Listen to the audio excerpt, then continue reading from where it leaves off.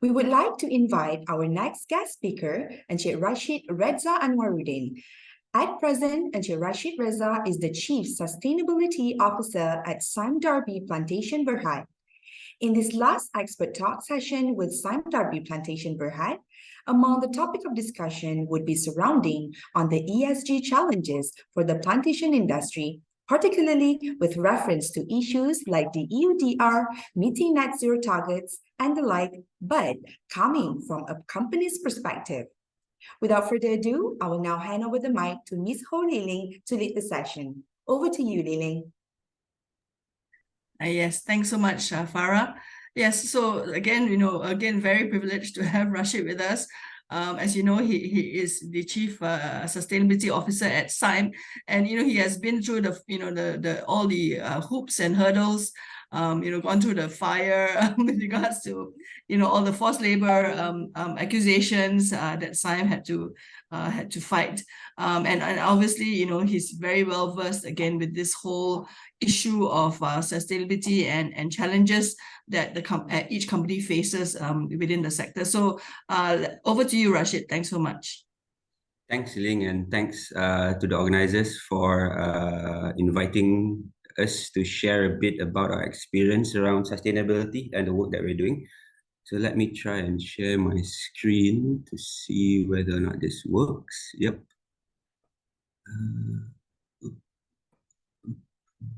Full screen. There you go. All right. So thanks again. So my presentation today, so we've sort of heard from Michael just now with regards to the emerging sort of regulations which are coming online in the very near future, and then we also heard from Pep just now, who she's talked a bit about some of the sort of reporting frameworks and disclosures which are also coming online soon as well.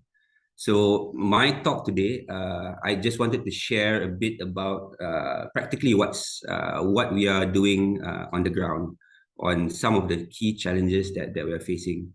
So I'll be talking a bit about Sime Darby Plantation, who we are, what are the challenges that we face, and then some of our experience in tackling some of these challenges. So let's see whether this. Okay, so. Just to give an overview of Sime Darby Plantation, for those of you who don't know us. So basically, Sime Darby Plantation, SDP, we are basically an fully integrated palm oil player. Probably roughly around 90% of our business is basically palm. And we operate across the entire value chain of the palm sector, from the upstream to the downstream to end consumer products. So on the upstream side, basically, we basically have around 600,000 hectares of area planted, where 50% of it is in Malaysia and 50% of it is outside of Malaysia in Indonesia, Papua New Guinea, and Solomon Islands. And basically, the oil that we produce basically goes all over the world, and we have like refining capacities of up to 4 million tons annually. And our downstream footprint covers Asia Pacific, Europe, UK, Africa, and the United States as well. So just some financial numbers here as well is that our market cap is around 31.67 billion, with an annual revenue of around roughly 21 billion. We have more than 80,000 employees across the world.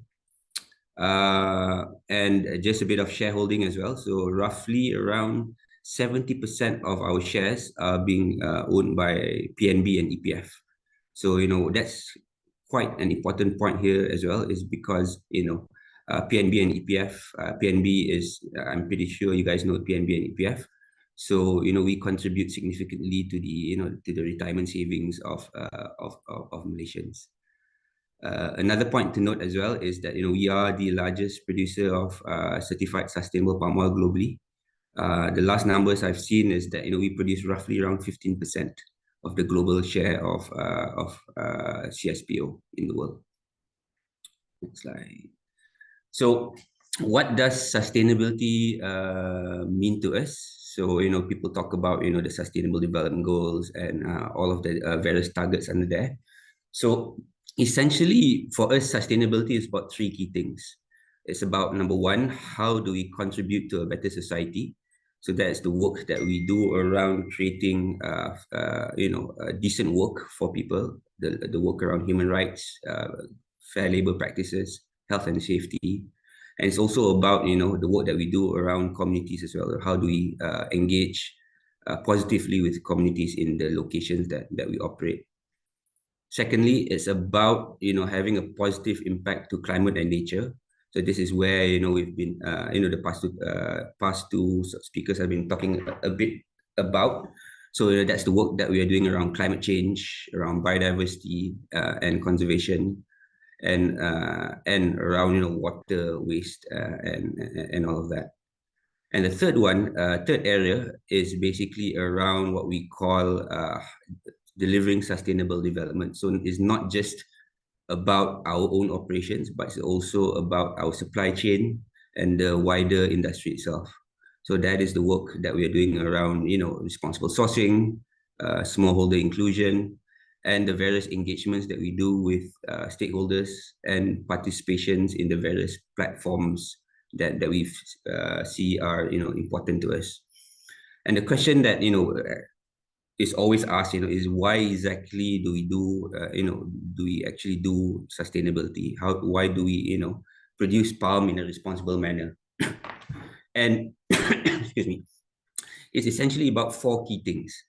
Number one, it's about value protection.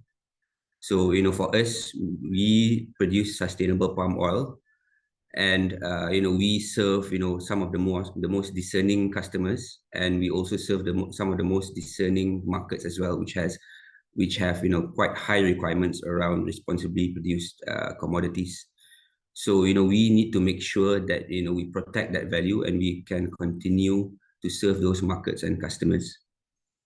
The second one is about value creation. So it's about how do we create value from the responsible practices that we have. So it is about the sort of premiums that we are getting from the customers around production of sustainable palm oil. It's about the sort of additional revenue that we're getting from our renewables business, for example. And it's about differentiating ourselves from our peers as well. And the third one is about what we call future-proofing or risk management. So future-proofing ourselves against emerging and new regulations which are coming into play. So for example, the EUDR, which is coming in soon, which Michael talked a bit about previously. TNFD, which Pat talked about previously as well. We need to make sure that we are future-proofing ourselves in such a way that when those sort of things come into regulation, that we are well positioned to meet those requirements, if not exceed them. Excuse me. And the fourth area is what we call about managing our reputation as well. So we are very proud that we have a very good reputation with regards to our stakeholders around production of around responsibly produced palm oil, and we need to make sure that that reputation is maintained as well. So essentially, that's why we actually do produce palm oil in a responsible manner. And with regards to some of the key sort of challenges that we see, I mean, if you look at the palm oil sector, there has been multiple sort of issues, challenges, news articles, campaigns that have been put on the sector itself. However, we've narrowed it down to some of the key sort of areas of focus. So one, it's about climate change. Number two, it's about biodiversity. Three, human rights. So this is the work that we've actually spent quite a significant amount of time on for the past few years, relooking at our labor practices. It's about deforestation as well, and and the work that we've been doing around NDPE within our operations and within our supply chain. It's about smallholders as well, because we need to make sure that smallholders are included in our supply chains. It's about traceability. Do we know exactly where we are sourcing from? And once we know where we are sourcing from as well, how do we know that they are also being produced in a responsible manner? It's about safety and health. And safety and health is the safety and health of our workers, and also the safety of the sort of oil that we produce as well. So we're looking at food safety, because at the end of the day, we are producing a food product, and it needs to be safe for human consumption. And it's also the last one is about emerging regulations, which I talked a bit about just now as well. So essentially, we've narrowed it down to these few areas, and a lot of the work that we are doing are focused around mitigating the risk, and also further improving our operations around these key areas. So just to give you a snapshot of the journey that we've had, like what Pat mentioned just now, the palm oil sector itself, there has been a lot of work that's been done even before the term sustainability or ESG was coined. It used to be called good environmental practices and good social practices. I mean, for example, for us back in the 1980s, we introduced what we call the zero burning replanting technique. So whenever we do replanting, previously back in the 70s or 60s, people used to burn down the trees to clear the land. But what was introduced in 1985 was that rather than burning those trees down, we actually push it down and chop it into small pieces, and then apply those small pieces back of biomass back to the ground, because we need to maintain the fertility of the soil. And that has been included in the United Nations Environmental Programme Global 500 Roll of Honor back in the 1990s. So we haven't been burning for more than 30 years in our own operations. Moving on, we were also one of the founding members of the Roundtable on Sustainable Palm Oil back in 2004, and we managed to get our first RSPO certification back in 2008. And we became the largest producer of RSPO oil in 2012. A few key other highlights as well includes, in 2016, we introduced our Responsible Agriculture Charter, RAC, and that is essentially our NDPE commitment, and that is applicable to our own operations and also across our supply chain as well. And other things that we've also launched was, back in 2019, we launched CrossCheck, where we developed an online platform where, everybody, all stakeholders are able to publicly access, all of our traceability information online. And moving further closer to, to where we are now, back in 2021, we basically aligned our disclosures to the TCFD. And in 2022, last year, we basically made a commitment to net zero in line with the Science Based Targets Initiative, SBTI. And we launched our net zero roadmap last year as well. So I'll be talking a bit about that in my presentation. So, excuse me. So with regards to climate change itself, we actually started our work around climate change back in 2010, where we first started looking at our baseline carbon emissions footprint back then. And at that point in time, we focused mainly on what we call our Scope 1 and Scope 2 emissions.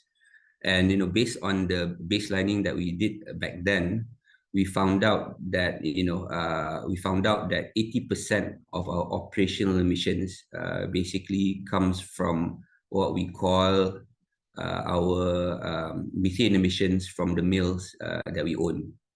So obviously, when we looked at developing our strategy for reducing emissions, we basically targeted that 80%. So that's where we started on our biogas or methane capture journey back in 2012, where we've been starting to develop methane capture projects at our various mills globally. And what we found as well is that based on the baseline that we did back in 2012, was that when it comes to energy consumption as well for our own operations, 80% of our energy consumptions are basically already on renewable sources. Because if you look at our energy footprint of a typical palm oil operations, majority of the energy consumption basically comes from the mills itself, and the mills itself are currently already running on what we call biomass. So they're using biomass boilers, which is a renewable source of energy. So we found out that 80% of our energy footprint was already renewable. So we had to work on the 20%. So moving on, so what we did was back in 2021 and 2022, we started looking at companies making what we call net zero commitments in line with the Science Based Targets Initiative (SBTI). And we started, developing our baseline, which had to look at our supply chain emissions, so our Scope 3 emissions as well, to basically develop, to basically understand what exactly does it take for us to basically become net zero by a certain period of time. So I mean, the way that we looked at it was, we didn't want to make a commitment until we were relatively confident that we would be able to to achieve the targets most of the way, not 100%, but most of the way. So we basically spent a couple of years looking at our data, Scope 1, Scope 2, and Scope 3, developing our strategies. And in 2022 November, we were comfortable enough that we actually publicly made that commitment, and we've now submitted our targets to the SBTI, which is currently under validation. And what exactly our net zero roadmap looks like, and it's essentially 3 key strategies that we've identified.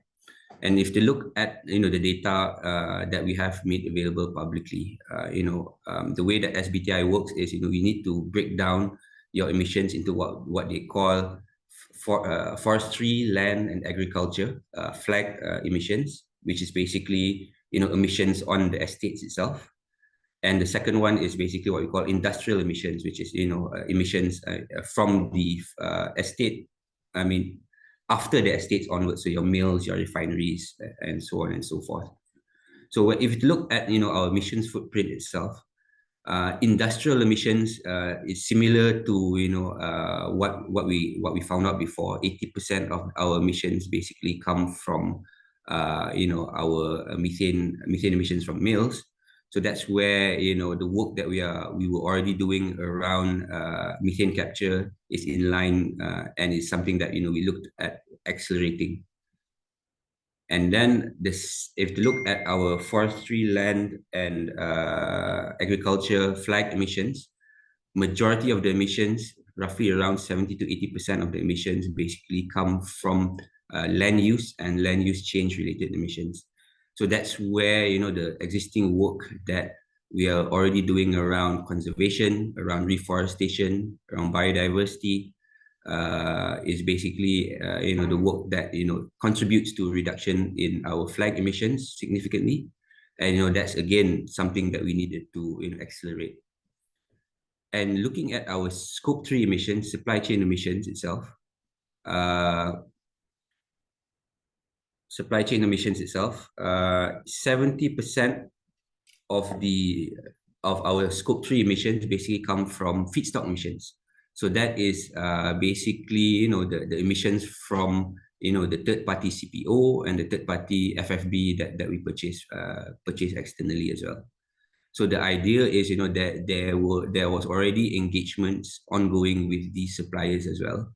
So it's more of replicating, because those are also palm-related operations, replicating whatever that we are doing within our operations to our supply chain.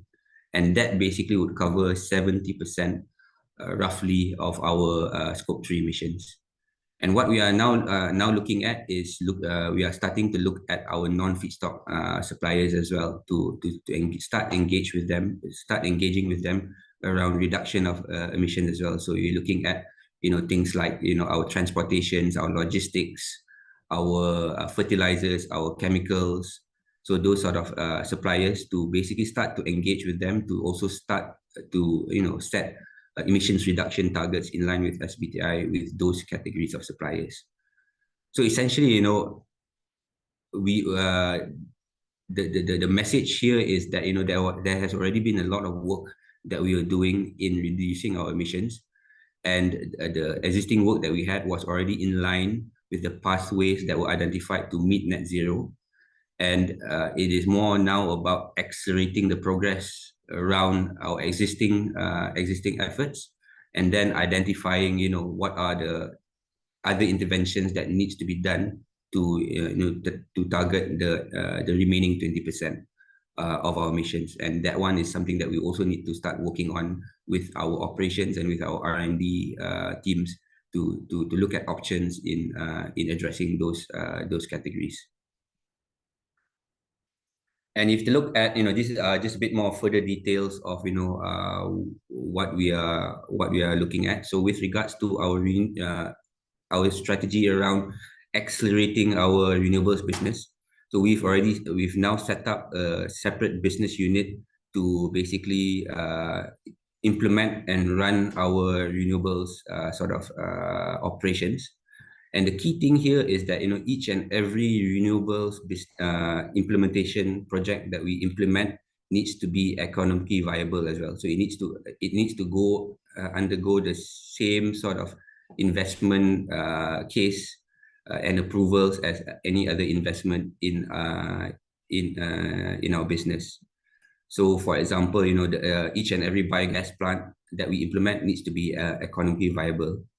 So as of today, we have currently 14 plants. So we have in total around 70 mills globally, and we already have now 14 methane capture plants up and running, with a total capacity to generate 24.4 megawatts of electricity. And another 3 plants are currently under construction, and 4 in a pre-construction phase. And the target is basically by 2030 to have 40 biogas or methane capture plants across our operations, and I think by 2035 to actually have all of our mills with methane capture. We're also looking at solar as well. So solar, on the solar side of things, we are taking a 2-pronged approach. So number one is the typical rooftop solar installations to basically reduce our sort of electricity consumption. So on our side, electricity consumption contributes roughly around 2 to 3% of our total footprint. So not significant, not material, but it is something which basically we are implementing across our operations irregardless. So that's one point. The second part of it is more of implementing what we call large-scale solar implementations. So this is about looking at areas within our operation. So we have, in Malaysia itself, we are the largest land bank owner after the government. So we have a large amount of land.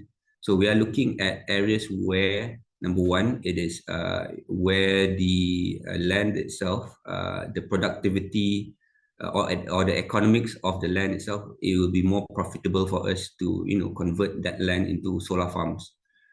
We already have one large-scale solar farm already implemented in the northern region of Peninsular Malaysia, and we've also have been participating in the corporate green power program as well.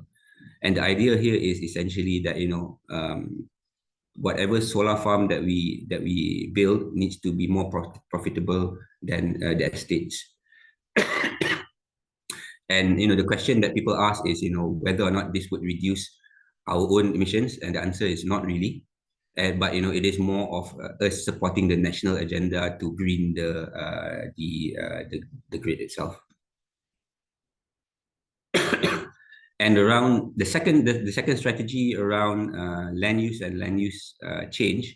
So this is where we already have our NDPE commitment as part of our Responsible Agriculture Charter. So any new development, there needs to be assessments being done to make sure that there's no deforestation done. And areas which are identified as areas of high carbon stock or high conservation value, they would need to be set aside and conserved. So those areas would need to be protected. And we are also looking to restore and rehabilitate areas which are unplantable as well. So areas which are no longer productive or areas that we can't plant anymore, we are also undertaking a large reforestation program within our operations. And we are working with various partners as well. Excuse me. To basically develop this reforestation program. So for example, we have a partnership with Nestle, who are basically looking at reforesting some of our riparian buffer zones and unplantable reserves. And we're also working with the Forest Research Institute of Malaysia as well to basically get their advice on the sort of endangered, rare, and threatened species, which are local to the areas that we want to do reforestation. And we're also working with various higher universities as well, who are using our land to basically research on more effective approaches to forest rehabilitation as well. So in total, we have around 47,000 hectares of HCV and conservation set-aside areas across our operations.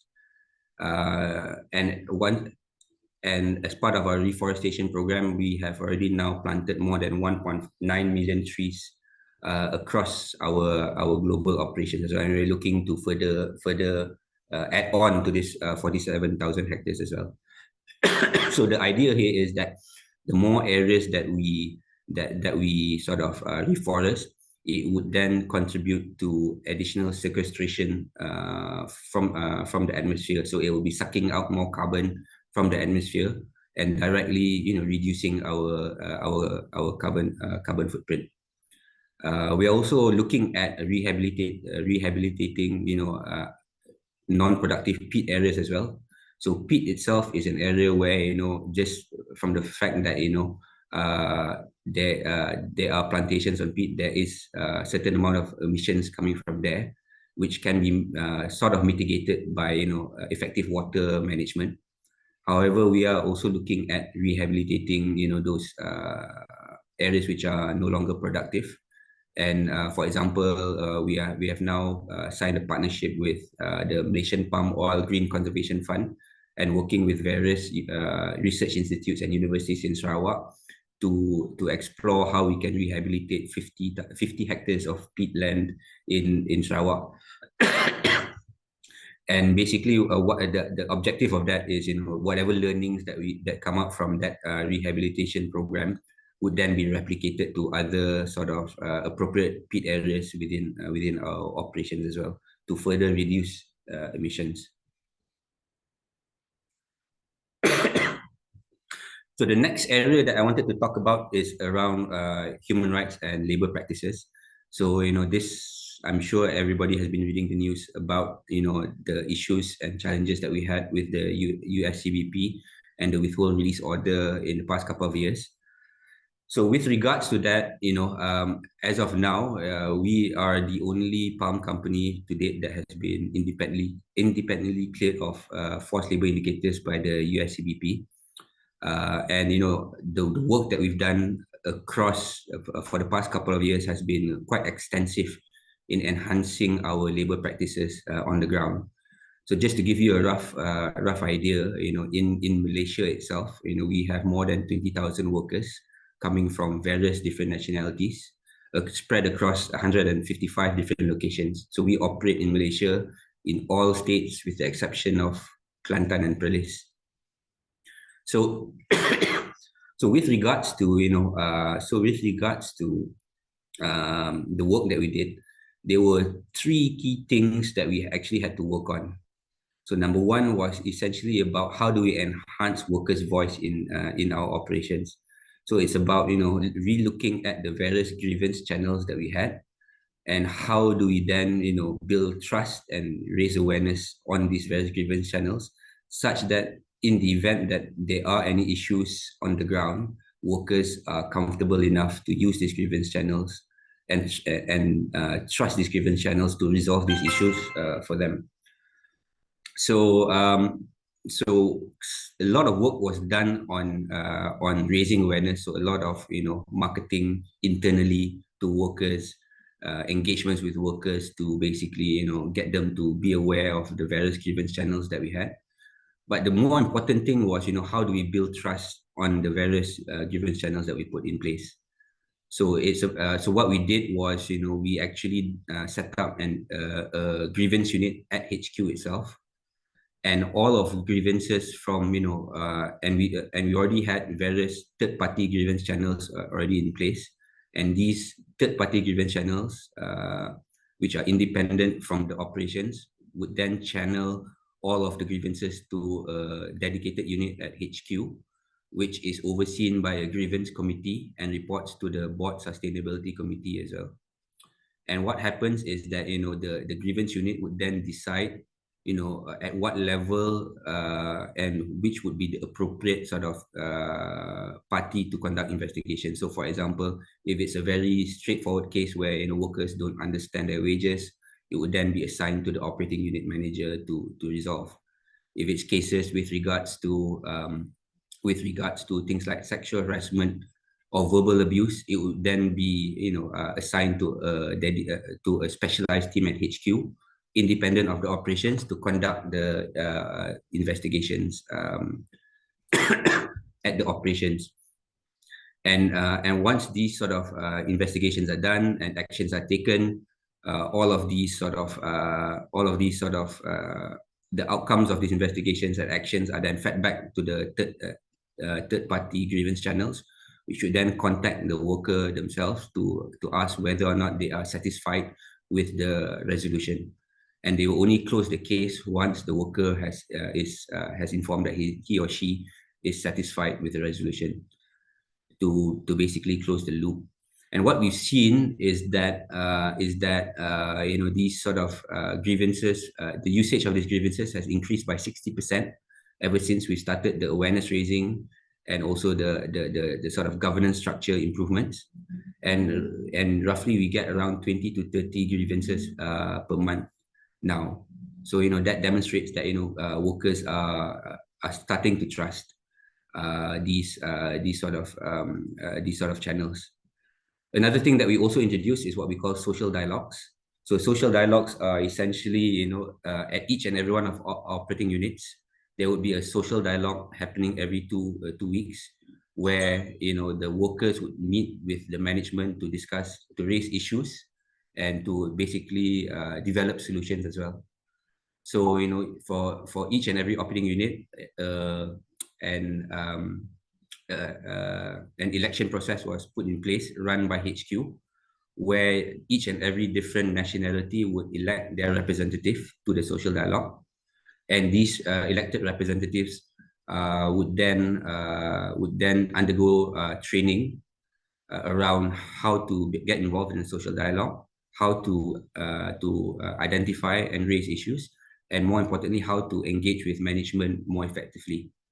And then the operating unit managers will also undergo training to basically run the social dialogues, and also how to engage with workers more effectively as well.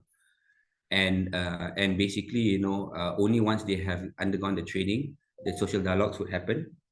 And basically, we've seen that there has been a lot of traction with regards to these social dialogues. So just to give you a rough idea, ever since we started these social dialogues, a total of more than 13,000 issues have been raised through these social dialogue platforms, where we have now closed 97% of them, roughly 97% of them. And what we've seen is that, based on, and all of these sort of social dialogues are being tracked by an online tool, where every social dialogue, after each and every social dialogue, the minutes, the issues raised and action items and the progress of the action items would need to be submitted onto an online system for HQ to monitor. And what we've seen is that now we have a significant amount of data at HQ to basically look at the sort of state of labor and grievances and issues at our operations.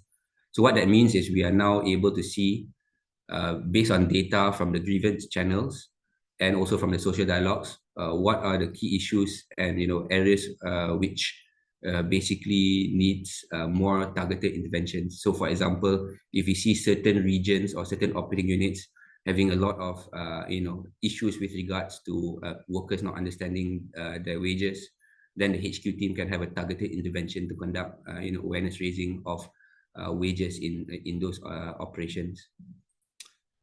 And other things that we started looking at is basically the second one is around our responsible recruitment procedure.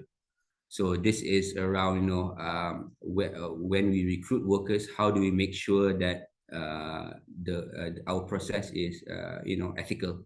So number one, we need to make sure that they basically really understand the sort of work that they are getting themselves into. And number two is that they also do not pay any recruitment fees.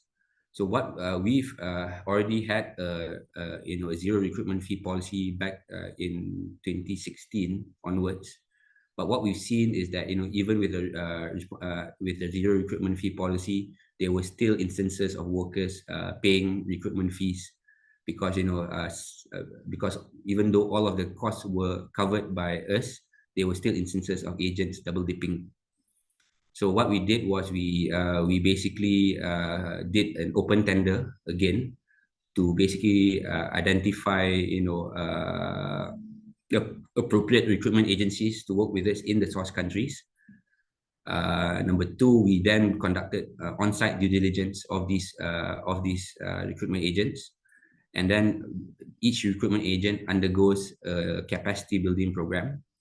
And then we put various monitoring points and controls in place where, for example, prior to workers coming to Malaysia, they are interviewed by a third party, by our teams. And once they arrive in Malaysia, they also undergo a centralized induction program where they are also interviewed by external third parties. And then once they are deployed to the various operating units, they also have access to grievance mechanisms where they can then complain whether or not they have paid any recruitment fees. And what we've done is that in the contract with our agents as well, is that in the event that there are any recruitment costs which were incurred by the workers, the recruitment agents are supposed to reimburse them. If not, we are able to then deduct from their recruitment fee to the agents themselves. So what we've also did was we also, and that is basically for workers coming in moving forward. And for existing workers that we had, we actually reimbursed the recruitment fees based on the various nationalities that we have. So what we did was we conducted interviews with workers throughout our operations to really understand how much money they have incurred to come to Malaysia historically. And then based on the data that we had, we identified, for each nationality, what is the recruitment cost. And then we basically reimburse all of them. And then, and those were for existing workers. And for former workers, we also undertook a process where we reached out to former workers in their source countries. We appointed legal counsel to basically vet through all of the applications from former workers to validate that they were indeed former workers. And then once they are validated, their recruitment fees were also reimbursed. So quite a lot of work has already been done around our ethical recruitment program as well. Other things to also highlight is that we also then relooked at our governance structure and structures and organization structures in place. And in Malaysia itself, we've set up a dedicated team called the Social Welfare Services to basically monitor compliance of our operations on the sort of enhancements in labor practices that we've done. And other things that we've also introduced is, we've hired a chief medical officer as well to assess and upgrade our existing medical care standards. And a lot of this work basically has been validated by third parties and has been submitted to the USBP, and they have also conducted their own validation. And based on their validation, basically, that's where they have withdrew their withhold release order. And with regards to labor as well, a lot of work that we are doing now is around reducing our dependency on manual labor. So historically, the palm sector, we have been associated with the 3Ds. Workers are locals are not interested in working in the palm sector. So what we are looking at now is how do we then transform the sort of work that we do to basically create more high value jobs, to basically attract more locals, and also to basically create high value jobs and improve productivity. So a lot of work has been done around what we call automation, mechanization, and digitalization.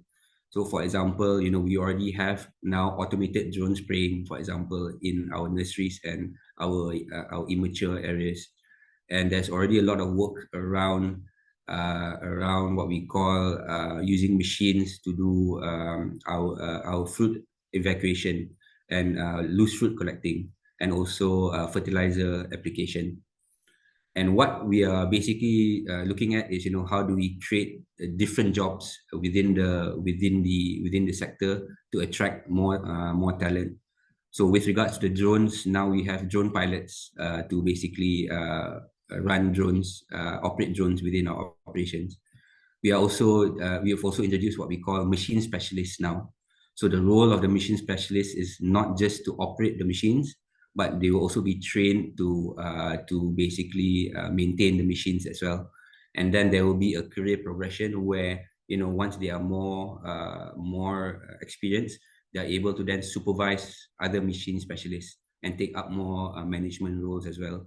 And basically what this means is that machine specialists, because of the additional roles and responsibilities, are able to then get more wages. And we are also looking at digitalization of our operations as well. And this is where we are looking at more and more software engineers and digital professionals to work in our operations, looking at AI, IoT, and these sort of things. And we've set up our digital team and our robotics team to basically look at how we can replace all of the manual work that's currently being done, either using robots and automation, and by digitalizing to basically become more effective and productive. And another area that we are working on is basically around responsible sourcing as well. So just to give you a rough idea on the scale of our supply chain, so we produce roughly around 2 to 2.4 million tons of CPO annually, but we source roughly around 1 million tons of CPO from third parties, and that comes from roughly around 1,000 mills globally, and we work directly with roughly around 60,000 smallholders. So the challenge here is basically, I think Michael and Pep was also talking about it a bit earlier. It's about how do we make sure that we know where we are sourcing from, improving the traceability of our supply chain, and how do we know that our similar standards are being adopted in our supply chain as well. So as of to date, roughly around 94.8% of our supply chain is traceable all the way to the mill, and 72.7% is traceable to our supply chain itself. And once we've sort of identified where we source from, that's where we work with our partners to monitor these sort of supply sheds with satellites to identify potential deforestation or new peat clearing. And then once these sort of things are sort of identified by satellite imagery, we have teams on the ground who basically then engage with our suppliers to identify whether or not there are any issues on the ground, to validate these issues. And in the event that there are any issues, to work with them for remediation. And then just to talk a bit about smallholder inclusion. So, I mentioned just now that we work roughly with around 60,000 smallholders. and we work in various different approaches in the various landscapes that we operate in. So, for example, in Papua New Guinea and Solomon Islands, we are working with 17,000 smallholders, where we've managed to get 100% of them certified to the RSPO. And the reason why we've managed to get them certified to the RSPO is because we've developed a dedicated segregated supply chain which goes directly into Europe. And because it's fully segregated, the sort of premiums that we are getting from our customers can then be, there's a flow directly to the smallholders, so they would also, enjoy the premiums that we are getting from our customers. So we share the premiums with them. In Indonesia, we are working with 26,000 smallholders, where around 22,000 of them are scheme smallholders, plasma or kakapia. And roughly out of that, 50% of them are certified to the RSPO, and we're in the progress of getting all of them certified as well. In Malaysia, we're taking a different approach, where we are engaging with the traders, because majority of the third-party FFB that we get are from traders. And the work that we do is basically engaging with them and trying to get them at least certified, their smallholders certified to the MSPO standard first. But there are also pockets of areas where we are working with partners to get smallholders certified to the RSPO, and then get them to supply to our mills, which go into segregated supply chains, where we are able to then also share with them some of the premiums. Talking a bit about the EU deforestation regulation, I think Michael just now spoke at length about it. And the key thing about it here, again, to echo what he mentioned just now, is that at this point in time, segregated supply chains would meet the requirements for the EU deforestation. However, what we are waiting from the EU now is what are the sort of practical documentation requirements which are needed. They have mentioned that they are developing an IT system. So essentially, the question that we have is, we have a segregated supply chain which we can then monitor that is deforestation free, which goes into Europe. So the question that we have is, at the port itself, what is the documentation which is needed to basically meet the requirements of the EUDR, and that's something which is we are currently monitoring to make sure that we are able to comply. And for us, that is one of the key advantages of being in a fully segregated, being able to have a fully integrated and segregated supply chain, is that we have traceability all the way up to the plantation. And based on the monitoring that we have, we are able to demonstrate it being deforestation free.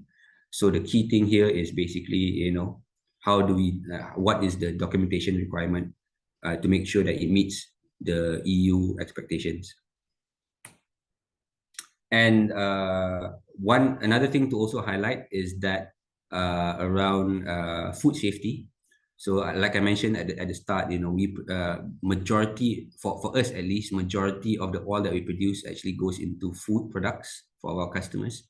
And we need to make sure that our food is safe for human consumption. And the key concern here is the sort of contamination that is identified in the oil that is produced. So a lot of work now is being done to basically limit the amount of contaminants in the oils that we produce. And that's where we are undertaking a large-scale program to basically transform all of our mills into food factories. So we are looking at how to make sure that the oil that we produce is safe for human consumption, and we're looking at various certifications, things like the HACCP and also MUSTI, where we are targeting all of our, at least for a start, all of our Malaysian mills to be certified to food safety standards by the end of this year, and then to replicate that to other countries as well. And then we are also looking at as part of this program to look at our health, safety, and environment, the HSE side of things, and also how do we then improve the efficiency of our mills. And I think this is my last slide. We're talking about how do we then take all of this and disclose it in a credible manner to our stakeholders, so that our stakeholders know and can trust the sort of disclosures that we've made. Pat mentioned a bit about the sort of various disclosures which are guidelines and frameworks which are made available. So on our side, we do various disclosures on our website, on our annual reports and our sustainability reports, and we also sort of adopt the sort of leading guidelines and requirements as well. So, for example, on the TCFD Task Force for Climate-Related Financial Disclosures, basically on our disclosures in 2023, so in our 2022 annual report, I'm glad to say that we are now fully aligned with the TCFD recommendations, where the key things that we've added in this year are the Scope 3 emissions for our footprint, and also when we started looking at scenario analysis, which is basically the various different scenarios of climate risk, we've managed to quantify some of them and attach a dollar figure to the climate risk, and we've started to disclose on the financial implications of this climate risk as well. Pat mentioned a bit about the TNFD as well. So it was launched last week in New York, and that is also something that we are looking at, and we are looking at how we can further align our disclosures with regards to the TNFD. So that's something currently under review. And that is the end of my presentation, and I'll hand it over back to Liling. Thank you.